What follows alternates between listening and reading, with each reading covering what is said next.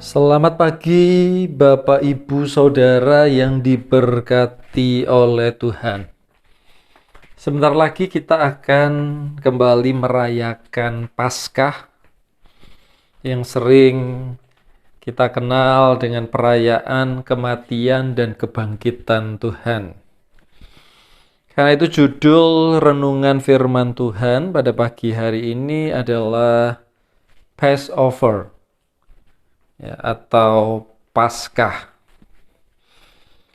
Sangatlah menarik bahwa Paskah pertama justru terjadi di tanah Mesir yang adalah gambaran dunia yang sangat berdosa. Peristiwa ini dikenal dengan nama Passover, ya, di dalam bahasa Inggris, atau Paskah, atau di dalam bahasa Ibrani, bahasa Alkitab, bahasa asli Alkitab Perjanjian Lama dikatakan Pesak, yang sebenarnya artinya itu adalah melewati. Ya, arti Paskah yang sebenarnya itu adalah melewati, lewat. Ya. Mengapa? Karena Tuhan menjelajahi tanah Mesir pada malam itu dan membunuh semua anak sulung, manusia dan hewan yang tidak tinggal dalam rumah dengan tanda darah binatang pada pintu. Kisah ini bisa kita temukan, kita baca di dalam Keluaran 12. Dan pagi hari ini saya akan membacakan Keluaran 12 ayat 11 sampai 13. Ya, kita mau merenungkan tentang Paskah, ya, atau Passover. Dan beginilah kamu memakannya, pinggangmu berikat, kasut pada kakimu dan tongkat di tanganmu. Buru-burulah kamu memakannya, itulah Paskah bagi Tuhan. Sebab pada malam ini, aku Tuhan akan menjalani tanah Mesir, dan semua anak sulung dari anak manusia sampai anak binatang akan kubunuh. Dan kepada semua allah di Mesir akan kujatuhkan hukuman, akulah Tuhan. Dan darah itu menjadi tanda bagimu pada rumah-rumah di mana kamu tinggal. Apabila aku melihat darah itu, maka aku akan lewat daripada kamu. Ya, Paskah. Jadi tidak akan ada tulah kemusnahan di tengah-tengah kamu apabila aku menghukum tanah Mesir. Jadi hakikat Paskah adalah keselamatan. Ya, keselamatan, selamat. Ya. Rumah-rumah orang Israel pada waktu itu selamat, ya, terlewat, dilewati. Tidak terjadi kemusnahan.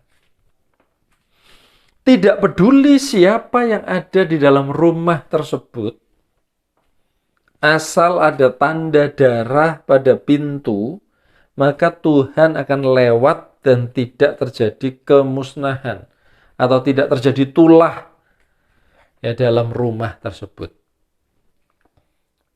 Kebanyakan dari kita berpikir bahwa perkenanan Tuhan itu ditentukan oleh perbuatan-perbuatan kita, ya, seperti berdoa, beribadah, pelayanan, dan lain-lain. Padahal dalam perjanjian baru, Tuhan hanya berurusan dengan kita melalui iman, ya, melalui percaya kita kepada Tuhan. Pada waktu itu, seandainya ada orang Mesir, sekalipun yang mendengar tentang darah dan dia percaya serta melakukan, maka rumah tersebut juga akan dilewati oleh Tuhan. Sekalipun mungkin perbuatan orang tersebut, ya, selama hidupnya berlawanan dengan hukum Tuhan. Tetapi kalau malam hari itu dia percaya dan dia melakukan seperti yang diperintahkan Tuhan kepada bangsa Israel, maka rumah orang Mesir pun akan dilewati oleh Tuhan. Dan sebaliknya, jika ada orang Israel yang selama hidupnya taat, mengikuti hukum Taurat, tetapi malam hari itu dia tidak percaya dan tidak melakukan perintah Tuhan, maka rumahnya akan mengalami kemusnahan yang sama. Jadi hakikat keselamatan itu adalah iman, percaya kepada penebusan darah Yesus. Penebusan darah Yesus. Kebenaran yang sama ditunjukkan dalam peristiwa Paskah 2000 tahun yang lalu. Kalau tadi itu Paskah pertama, kita lihat hakikatnya sama. Barang siapa percaya, dia menaruh tanda darah pada tiang pintu rumahnya, maka nggak peduli siapapun orang yang di dalamnya, maka tidak akan terjadi kemusnahan, akan dilewati oleh Tuhan. Kebenaran yang sama ditunjukkan dalam peristiwa Paskah 2000 tahun yang lalu. Coba saya bacakan Lukas 23 ayat 39 sampai 43. Seorang dari penjahat yang digantung itu menghujat dia, katanya, "Bukankah engkau adalah Kristus? Selamatkanlah dirimu dan kami." Tetapi yang seorang menegur dia, katanya, "Tidakkah engkau takut juga tidak kepada Allah, sedang engkau menerima hukuman yang sama? Kita memang selayaknya dihukum, sebab kita menerima balasan yang setimpal dengan perbuatan kita. Tetapi orang ini tidak berbuat sesuatu yang salah." Lalu ia berkata, "Yesus, ingatlah akan aku apabila engkau datang sebagai raja." Kata Yesus kepadanya, "Aku berkata kepadamu, sesungguhnya hari ini juga engkau akan berada bersama-sama dengan aku di dalam Firdaus." 2000 tahun yang lalu Yesus disalibkan di antara dua penjahat. Orang berdosa yang melakukan dosa sepanjang hidupnya sehingga layak dihukum salib. Ini berarti benar-benar orang yang benar-benar jahat. Dua penjahat ini. Di hari Paskah itu, Yesus menjadi pembeda antara orang yang percaya dan orang yang tidak percaya. Yesus bukan menjadi pembeda antara orang jahat dan orang baik. Karena dua-dua penjahat ini adalah jahat sepanjang umur hidupnya. Tetapi yang satu percaya kepada Yesus saat itu juga. Tetapi yang satunya tidak percaya.